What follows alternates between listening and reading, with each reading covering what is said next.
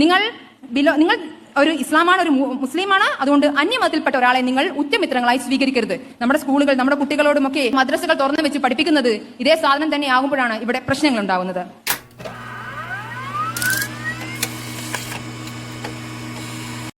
Hi പ്രിയപ്പെട്ട സുഹൃത്തുക്കളെ, നിങ്ങൾക്ക് എല്ലാവർക്കും നമ്മുടെ ഡെയിലി ഡാഷ് മലയാളം ചാനലിന്റെ പുതിയൊരു വീഡിയോയിലേക്ക് സ്വാഗതം. മനോജ മൈത്രി, അവരെ കുറിച്ചാണ് നമ്മൾ ഇന്നത്തെ ദിവസം സംസാരിക്കാൻ ഉദ്ദേശിക്കുന്നത്. മനോജ മൈത്രി എന്ന സ്ത്രീയെ നിങ്ങളിൽ പലർക്കും അറിയാമായിരിക്കും. കോളാമ്പി എന്നൊരു യൂട്യൂബ് ചാനലിലൂടെ നിരന്തരം ഇസ്ലാമിനെതിരെയും മുസ്ലിങ്ങൾക്കെതിരെയും വെറുപ്പുൽപാദിപ്പിക്കുക എന്ന ലക്ഷ്യത്തിൽ താനൊരു യുക്തിവാദി എന്ന രീതിയിലാണ് പലപ്പോഴും അവർ പലതരത്തിലുള്ള കാര്യങ്ങളും വിളിച്ചു പറയുന്നത്. അത്തരത്തിൽ പൊതുജന മധ്യത്തിൽ പരിശുദ്ധമായ ഇസ്ലാമിനെയും മുസ്ലിങ്ങളെയും തെറ്റിദ്ധരിപ്പിക്കുക, മുസ്ലിങ്ങൾക്കെതിരെ വെറുപ്പുൽപാദിപ്പിക്കുക എന്ന ലക്ഷ്യത്തോടെ യുക്തിവാദികളുടെ വേദിയിൽ അവർ നടത്തിയ ഒരു പ്രസംഗത്തിലെ ചില പരാമർശങ്ങൾ കാണാനിടയായി. അതിനൊരു മറുപടി എന്ന നിലയിലാണ് നമ്മൾ ഇന്നത്തെ ദിവസം ഈ വീഡിയോ ചെയ്യുന്നത്. നമുക്കാദ്യം മുസ്ലിങ്ങൾക്കും ഇസ്ലാം മതത്തിനുമെതിരെ അവരുന്നയിച്ച, അവർ പ്രചരിപ്പിച്ച ഗുരുതരമായ ആരോപണങ്ങളും നുണപ്രചരണങ്ങളും എന്താണെന്ന് ഒന്ന് കേട്ടു നോക്കാം. നിന്റെ സുഹൃത്തായി മറ്റൊരാളെ സ്വീകരിക്കരുത് എന്നൊരാൾ പറയുമ്പോൾ അതിന് പല കാര്യങ്ങളുണ്ട്. എന്നാൽ മറ്റൊരു മതത്തിൽ നിന്റെ സുഹൃത്തായി വരാൻ ആഗ്രഹിക്കുന്ന ഒരാൾ മറ്റൊരു മതത്തിലായതുകൊണ്ട് നീ അവനെ തെരഞ്ഞെടുക്കരുത് എന്ന് പറയുന്നത് എത്രത്തോളം എന്താ പറയാ, ഒരു തരത്തിലും ഒരു ആധുനിക മനുഷ്യ സമൂഹത്തിന് നിരക്കാത്ത, അംഗീകരിക്കാൻ സാധിക്കാത്ത ഒരു കാര്യമാണ്. എന്നാൽ മുഹമ്മദ് അത് പറഞ്ഞിട്ടുണ്ട്. സത്യവിശ്വാസികളെ, യഹൂദരെയും ക്രൈസ്തവരെയും നിങ്ങൾ ഉറ്റമിത്രങ്ങളായി സ്വീകരിക്കരുത്, അവരാകട്ടെ അന്യോന്യം ഉറ്റമിത്രങ്ങളാണ് താനും. നിങ്ങളിൽ നിന്ന് ആരെങ്കിലും അവരെ ഉറ്റമിത്രങ്ങളായി സ്വീകരിക്കുന്ന പക്ഷം അവനും അവരിൽപ്പെട്ടവൻ തന്നെയാണ്. അക്രമികളായ ആളുകളെ അള്ളാഹു നേർവഴിക്കാക്കുകയില്ല. തീർച്ച ഖുർആൻ 5:51. സത്യവിശ്വാസികളെ, നിങ്ങൾക്ക് മുമ്പ് വേദഗ്രന്ഥം നൽകപ്പെട്ടവരിൽ നിന്ന് നിങ്ങളുടെ മതത്തെ തമാശയും വിനോദ വിഷയവുമാക്കി തീർത്തവരെയും സത്യനിഷേധികളെയും നിങ്ങൾ ഉറ്റമിത്രങ്ങളായി സ്വീകരിക്കരുത്. നിങ്ങൾ സത്യവിശ്വാസികളാണെങ്കിൽ അള്ളാഹുവെ സൂക്ഷിക്കുവിൻ. റിലീജിയൻ ഓഫ് പീസ് അല്ല, റിലീജിയൻ ഓഫ് പീസ് ആണ് അള്ളാഹുവിന്റെ മതം എന്ന് നമുക്ക് മനസ്സിലാക്കാൻ സാധിക്കും. നിങ്ങൾ ഒരു ഇസ്ലാമാണ്, ഒരു മുസ്ലിമാണ്, അതുകൊണ്ട് അന്യമതത്തിൽപ്പെട്ട ഒരാളെ നിങ്ങൾ ഉറ്റമിത്രങ്ങളായി സ്വീകരിക്കരുത്. നമ്മുടെ സ്കൂളുകൾ, നമ്മുടെ കുട്ടികളോടുമൊക്കെ ഇവർ മദ്രസകൾ തുറന്നു വെച്ച് പഠിപ്പിക്കുന്നത് ഇതേ സാധനം തന്നെ ആകുമ്പോഴാണ് ഇവിടെ പ്രശ്നങ്ങൾ ഉണ്ടാവുന്നത്. ഖുർആനിലെ 5-ാമത്തെ അധ്യായം, സൂറത്തുൽ മാഇദ എന്നാണ് അതിന്റെ പേര്. അതിലെ 51-ാമത്തെ വാക്യം, 51-ാമത്തെ ആയത്ത്, അതിൽ പറയുന്നത് എന്താണ്? യഹൂദരെയും ക്രൈസ്തവരെയും നിങ്ങൾ ഉറ്റമിത്രങ്ങളായി സ്വീകരിക്കരുത്. ഖുർആൻ ഇങ്ങനെ പറഞ്ഞതുകൊണ്ട് എന്താണ് ഉദ്ദേശിച്ചത്? അവിശ്വാസികളുമായി, ക്രൈസ്തവരോ യഹൂദരോ അല്ലെങ്കിൽ ഹിന്ദുക്കളോ അങ്ങനെയുള്ള അവിശ്വാസികളുമായി മുസ്ലിങ്ങൾ ബന്ധം പാടില്ല, സൗഹൃദം പാടില്ല എന്നാണോ പരിശുദ്ധമായ ഖുർആൻ ഉദ്ദേശിക്കുന്നത്? എന്നാൽ ഇതേ അധ്യായത്തിൽ അള്ളാഹു ക്രിസ്ത്യാനികളെ കുറിച്ച് പറയുന്നൊരു വാക്യമുണ്ട്. സൂറത്തുൽ മാഇദ 82-ാമത്തെ ആയത്ത്, ജനങ്ങളിൽ സത്യവിശ്വാസികളോട് ഏറ്റവും കടുത്ത ശത്രുത ഉള്ളവർ യഹൂദരും ബഹുദൈവ ആരാധകരുമാണ് എന്ന് തീർച്ചയായും നിനക്ക് കാണാം. ഞങ്ങൾ ക്രിസ്ത്യാനികളാകുന്നു എന്ന് പറഞ്ഞവരാണ് ജനങ്ങളിൽ വെച്ച് സത്യവിശ്വാസികളോട് ഏറ്റവും അടുത്ത സൗഹൃദമുള്ളവരെന്നും നിനക്ക് കാണാം. അവരിൽ മതപണ്ഡിതന്മാരും സന്യാസികളും ഉണ്ടെന്നതും അവർ അഹംഭാവം നടിക്കുന്നില്ല എന്നതുമാണതിന് കാരണം. ഒരിടത്ത് പരിശുദ്ധമായ ഖുർആൻ മുസ്ലിങ്ങളോടായി പറയുന്നു, നിങ്ങളുടെ ഏറ്റവും അടുത്ത സുഹൃത്തുക്കൾ ക്രിസ്ത്യാനികളാണ്. മറ്റൊരിടത്ത് പറയുന്നു, നിങ്ങൾ ക്രിസ്ത്യാനികളെയും യഹൂദരെയും ഉറ്റമിത്രങ്ങളായി പരിഗണിക്കരുതെന്ന്. എന്തുകൊണ്ടാണ് ഖുർആൻ ഇങ്ങനെ പറയുന്നത്? എന്താണ് ഖുർആൻ അങ്ങനെ പറയാനുണ്ടായ സാഹചര്യം?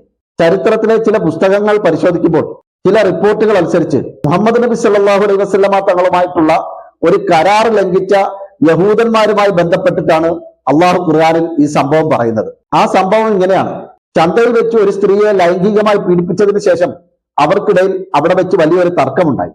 തുടർന്ന് മദീനയിലെ നിയമം അനുസരിച്ച്, മദീനയിലെ ഭരണഘടന അനുസരിച്ച് അവർക്കിടയിൽ നബി സല്ലല്ലാഹു അലൈഹി വസല്ലമ തങ്ങൾ ഒരു കരാർ വെച്ചു. എന്നാൽ ഈ കരാർ ലംഘിച്ചതിനെ തുടർന്ന് നബി സല്ലല്ലാഹു അലൈഹി വസല്ലമ തങ്ങൾ മദീനയിൽ നിന്നും പുറത്താക്കിയ ജൂതഗോത്രത്തിന്റെ പേരാണ് ബനു കൈനൂഖ.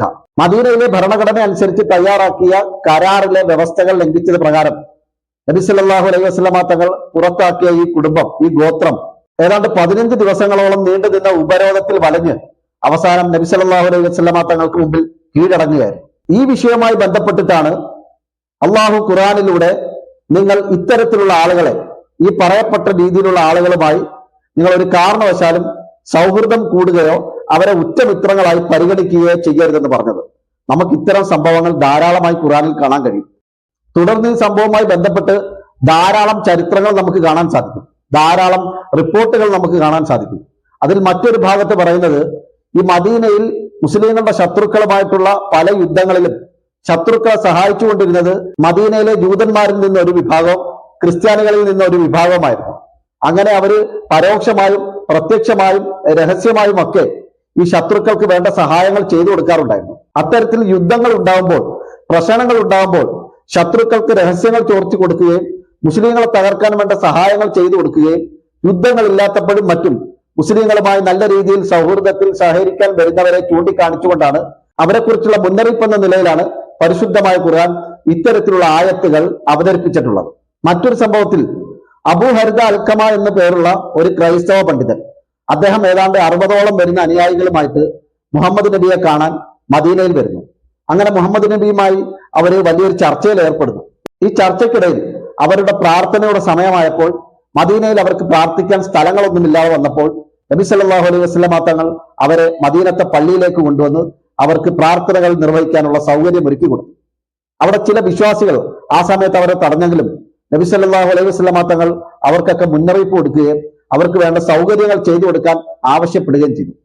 ക്രൈസ്തവരോടും യഹൂദന്മാരോടും അവിശ്വാസികളോടും മുസ്ലിങ്ങൾ സഹകരിക്കാൻ പാടില്ല, അവരുമായി ഒരു തരത്തിലുള്ള സൗഹൃദങ്ങളും പാടില്ല എന്ന് ഖുർആൻ പരസ്യമായി പറഞ്ഞിരുന്നുവെങ്കിൽ നബി സല്ലല്ലാഹു അലൈഹി വസല്ലമ തങ്ങൾ മുസ്ലിങ്ങളുടെ നേതാവായിട്ടുള്ള മുഹമ്മദ് നബി ഇത്തരത്തിലൊരു പ്രവർത്തനത്തിൽ ഏർപ്പെടുമെന്ന് നിങ്ങൾക്ക് തോന്നുന്നുണ്ടോ? അത്രത്തോളം മതസൗഹാർദ്ദവും മറ്റു മതസ്ഥരോട് അങ്ങേയറ്റത്തെ സൗഹൃദവും പരിഗണനയും പ്രകടിപ്പിച്ച ആളാണ് മുഹമ്മദ് നബി സല്ലല്ലാഹു അലൈഹി വസല്ലം. ഇതാണ് ഇസ്ലാമിന്റെയും മുസ്ലിങ്ങളുടെയും പാരമ്പര്യം. ഇനി മറ്റൊരു സ്ഥലത്ത് നബി സല്ലല്ലാഹു അലൈഹി വസല്ലമ തങ്ങളുടെ സുഹൃത്തുക്കളിൽ ഏറ്റവും അടുത്ത 2 സുഹൃത്തുക്കൾ ജൂതന്മാരായിരുന്നു എന്നും കാണാം. അതോടൊപ്പം തന്നെ നബി സല്ലല്ലാഹു അലൈഹി വസല്ലമ തങ്ങൾ വിവാഹം കഴിച്ച വിശ്വാസികളുടെ മാതാവ് എന്നറിയപ്പെടുന്ന മഹദിയായ സഫിയ ബീബി റളിയല്ലാഹു അൻഹ, അവർ വലിയ സമ്പന്നയായിരുന്നു, ഒരു ജൂത കുടുംബത്തിലെ അംഗമായിരുന്നു. അവർ ഇസ്ലാം മതം സ്വീകരിച്ചതോടുകൂടി നബി സല്ലല്ലാഹു അലൈഹി വസല്ലമ തങ്ങൾ അവരെ വിവാഹം കഴിച്ചു. ശരിക്കും പറഞ്ഞാൽ സഫിയ ബീബി റളിയല്ലാഹു അൻഹയെ നബി സല്ലല്ലാഹു അലൈഹി വസല്ലമ തങ്ങൾ വിവാഹം കഴിച്ചതോടുകൂടിയാണ് അതുവരെയും മുസ്ലിങ്ങൾക്കെതിരെ ഒളിഞ്ഞും തെളിഞ്ഞും പലതരത്തിലും ശത്രുക്കളെ സഹായിച്ചുകൊണ്ടിരുന്ന യഹൂദന്മാർ മുസ്ലിങ്ങളെ ആക്രമിക്കുന്നതിൽ നിന്നും മുസ്ലിങ്ങളെ ഒറ്റൊടുക്കുന്നതിൽ നിന്നും പൂർണ്ണമായും വിട്ടുനിൽക്കാൻ തുടങ്ങിയത്. ഇങ്ങനെ സന്ദർഭോചിതമായിട്ടാണ് പല ആയത്തുകളും പല സൂക്തങ്ങളും ഖുർആനിലൂടെ അവതരിച്ചിട്ടുള്ളത്. ഇത്തരത്തിൽ ധാരാളം ആയത്തുകൾ, ധാരാളം സൂക്തങ്ങൾ നമുക്ക് ഖുർആനിൽ കാണാൻ സാധിക്കും. അതിന്റെയൊക്കെ അർത്ഥം അതുമായി ബന്ധപ്പെട്ട ചരിത്ര സംഭവങ്ങളെ ആസ്പദമാക്കിയിട്ടാണ്, അല്ലെങ്കിൽ അതുമായി ബന്ധപ്പെട്ട കാലവും സമയവും ഒക്കെ നോക്കിയിട്ടാണ് നമ്മൾ അതിന് അർത്ഥം വെക്കുന്നത്. അല്ലാതെ ഒറ്റയടിക്ക് ഒരു അർത്ഥം വെച്ചുകൊണ്ട് ഇത് പൂർണ്ണമായും മനുഷ്യത്വ വിരുദ്ധമാണ്, പൂർണ്ണമായും ഇവിടുത്തെ അവിശ്വാസികൾക്കെതിരാണ് എന്നുള്ള രീതിയിൽ വ്യാജ പ്രചരണങ്ങൾ നടത്തുന്നവർക്ക് അവരുടേതായ ലക്ഷ്യങ്ങളുണ്ട്, അവരുടേതായ ഉദ്ദേശങ്ങളുണ്ട്. ഇനി മനൂജ മൈത്രി പറയുന്നത് പോലെ ഇതൊക്കെ മദ്രസകളിൽ പഠിപ്പിക്കുകയും മുസ്ലിങ്ങൾ ഇതൊക്കെ അനുസരിക്കുകയും അംഗീകരിക്കുകയും ചെയ്യുന്നവരാണെങ്കിൽ, അതായത് അവിശ്വാസികളായ ആളുകൾ, ഹിന്ദു മതത്തിൽപ്പെട്ടവർ, ക്രൈസ്തവ മതത്തിൽപ്പെട്ടവർ, മറ്റു മതങ്ങളിൽപ്പെട്ടവർ, ഇവരുമായൊക്കെ ഒരു തരത്തിലുള്ള സൗഹൃദങ്ങളും കൂടാതെ ഒരു തരത്തിലുള്ള ബന്ധങ്ങളും വെച്ച് പുലർത്താതെ ജീവിക്കുന്നവരാണ്, ഖുർആൻ പറയുന്നത് അനുസരിച്ച് അതുപോലെ മാത്രം ജീവിക്കുന്നവരാണ് മുസ്ലിങ്ങളെങ്കിൽ, ഞാനൊരു കാര്യം മനൂജ മൈത്രിയോട് ചോദിക്കട്ടെ. യൂസുഫ് അലിയെ നമുക്കെല്ലാവർക്കും അറിയാമല്ലോ. യൂസുഫ് അലി മതം കൃത്യമായി ഫോളോ ചെയ്യുന്ന ഒരാളാണ്, 5 നേരം കൃത്യമായി നിസ്കരിക്കുന്ന ഒരാളാണ്. അദ്ദേഹത്തിന്റെ പല പ്രസംഗങ്ങളിലും അദ്ദേഹം ഖുർആൻ വാക്യങ്ങൾ ഉദ്ധരിച്ചുകൊണ്ട് പ്രസംഗിക്കുന്ന ആളാണ്. തന്റെ ബിസിനസ്സിൽ നിന്നും കിട്ടുന്ന ലാഭത്തിന്റെ ഒരു വിഹിതം ഖുർആൻ നിർദ്ദേശിച്ച പ്രകാരം, ഇസ്ലാം നിർദ്ദേശിച്ച പ്രകാരം കൃത്യമായി സക്കാത്ത് കൊടുക്കുന്ന ആളാണ്.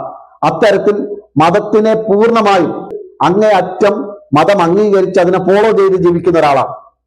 അങ്ങനെയാണെങ്കിൽ അദ്ദേഹം ഈ അടുത്ത കാലത്ത് നമ്മുടെ നാട്ടിൽ എറണാകുളത്ത് വലിയ പ്രതിസന്ധിയിലായ ഒരു കുടുംബം, കവിത എന്ന് പറയുന്ന ഒരു വീട്ടമ്മയും അവരുടെ 2 ചെറിയ മക്കളുമായി ആ വീട് ജപ്തി ചെയ്യപ്പെട്ട് അവരും അവരുടെ മക്കളും വീട്ടിൽ നിന്നും പുറത്താക്കപ്പെട്ട് മുമ്പിൽ വഴികളെല്ലാം അടഞ്ഞ് ആത്മഹത്യയെക്കുറിച്ച് ചിന്തിച്ച ഒരു വാർത്ത നമ്മളെല്ലാവരും കണ്ടതാണ്, കേട്ടതാണ്.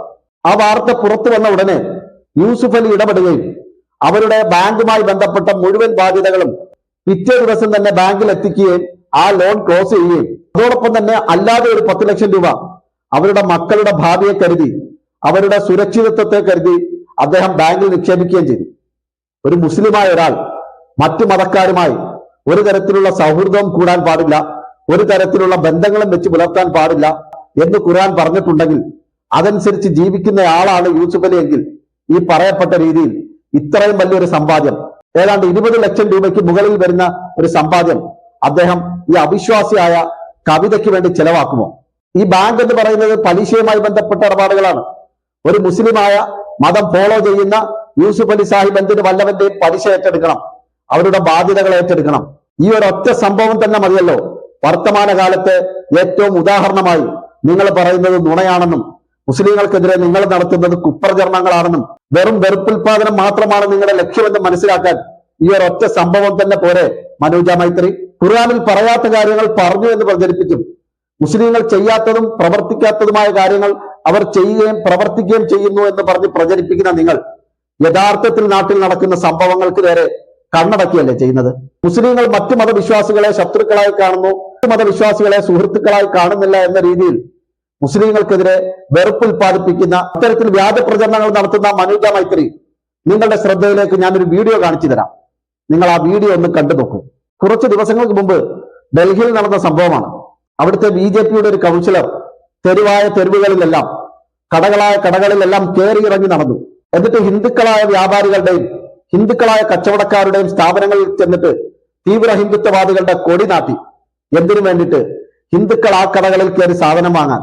മറ്റു കൊടികളില്ലാത്ത കടകളെല്ലാം മുസ്ലിങ്ങളുടെ കടകളാണെന്നും അത് മനസ്സിലാക്കി ഹിന്ദുവിന്റെ കടകളിൽ കയറി, ഹൈന്ദവന്റെ കടകളിൽ കയറി ഹൈന്ദവർ സാധനം വാങ്ങിച്ചാൽ മതി എന്ന രീതിയിൽ, ആ രീതിയിൽ ഹൈന്ദവർക്ക് മാത്രം ബിസിനസ് കിട്ടിയാൽ മതി എന്ന രീതിയിൽ കടുത്ത വർഗീയത പ്രചരിപ്പിച്ചു, കടുത്ത വർഗീയത പറഞ്ഞു, കടുത്ത വിദ്വേഷ പ്രചരണങ്ങൾ നടത്തി.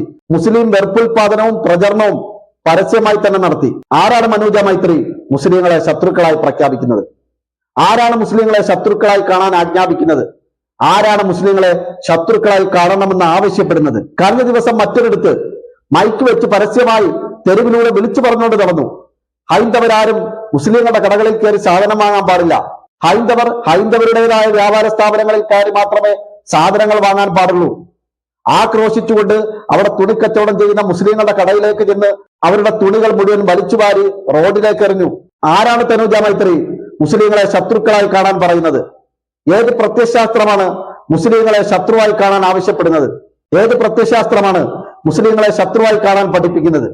മറ്റൊരിക്കൽ ബാംഗ്ലൂരിൽ തന്റെ ക്ലാസ്മേറ്റ് ആയ പെൺകുട്ടിയുമായി സംസാരിച്ചു നിന്നതിന്റെ പേരിൽ മുസ്ലിം ചെറുപ്പക്കാരനെ ഹിന്ദുത്വവാദികൾ ക്രൂരമായി ആക്രമിച്ച വാർത്ത നിങ്ങൾ കണ്ടില്ലേ? ഒരു മുസ്ലിമായ നീ എന്തിന് ഹിന്ദുവായ പെൺകുട്ടിയുമായി സംസാരിക്കണം? അവളുമായി എന്തിന് സൗഹൃദത്തിൽ ഏർപ്പെടണം? എന്താണ് നിന്റെ ഉദ്ദേശം? അതിവിടെ അനുവദിക്കില്ല. ആരാണ് മനോജ മൈത്രി മുസ്ലിങ്ങളെ ശത്രുവായി കാണാൻ പഠിപ്പിക്കുന്നത്? മുസ്ലിങ്ങളെ ഉറ്റമിത്രങ്ങളായും സുഹൃത്തുക്കളായും അവരുമായി ഒരു തരത്തിലുള്ള സൗഹൃദമോ അടുപ്പമോ സഹകരണമോ പാടില്ല എന്ന് പഠിപ്പിക്കുന്ന പ്രത്യയശാസ്ത്രം ആരുടേതാണ് തനൂജ മൈത്രി? അവർക്കെതിരെ സംസാരിക്കാൻ നിങ്ങൾക്ക് കേൾപ്പുണ്ടോ? അവരുടെ പ്രത്യയശാസ്ത്രങ്ങളിലെ വരികളും വാക്കുകളും പരസ്യപ്പെടുത്തി പരസ്യമായി ഏതെങ്കിലും ഒരു വേദിയിൽ നിന്ന് ഇതേപോലെ സംസാരിക്കാൻ നിങ്ങൾക്ക് ആംബിയറുണ്ടോ? സത്യത്തെ മറച്ചുപിടിക്കാൻ, യാഥാർത്ഥ്യങ്ങൾക്ക് മുമ്പിൽ പുകമറ സൃഷ്ടിക്കാൻ, ഖുർആനിൽ പറയാത്തതും മുസ്ലിങ്ങൾ ചെയ്യാത്തതുമായ കാര്യങ്ങൾ നിങ്ങൾ പ്രചരിപ്പിക്കുമ്പോൾ നിങ്ങൾ ആരുടെ വക്താവാണെന്നുള്ളത് ഞങ്ങൾക്ക് വ്യക്തമാണ്. നിങ്ങൾ ആർക്കു വേണ്ടി സംസാരിക്കുന്നു എന്നുള്ളതും വ്യക്തമാണ്. നിങ്ങളുടെ നാവ് ആരുടെ നാവാണെന്നുള്ളതും ഞങ്ങൾക്ക് വ്യക്തമാണ്. ഈ ഇന്ത്യ മഹാരാജ്യത്ത് മുസ്ലിങ്ങൾക്കെതിരെ വെറുപ്പുൽപാദിപ്പിക്കുന്നത് ഇവിടുത്തെ ക്രിസംഗികളും സംഘപരിവാറും മാത്രമല്ല, യുക്തിവാദികൾ എന്ന ലേബലിൽ മറിഞ്ഞിരിക്കുന്ന താങ്കളെ പോലുള്ളവരും ഇസ്ലാമിനെയും മുസ്ലിങ്ങളെയും ശത്രുക്കളായി കാണാൻ പറയുന്നവരാണ്. അത്തരത്തിൽ പഠിപ്പിക്കുന്നവരാണ്, പ്രചരിപ്പിക്കുന്നവരാണ്. ഈ വീഡിയോയെ കുറിച്ചുള്ള നിങ്ങളുടെ വിലയേറിയ അഭിപ്രായങ്ങൾ കമന്റുകളായി രേഖപ്പെടുത്തുക. മറ്റൊരു വിഷയമായി നമുക്ക് വീണ്ടും കാണാം.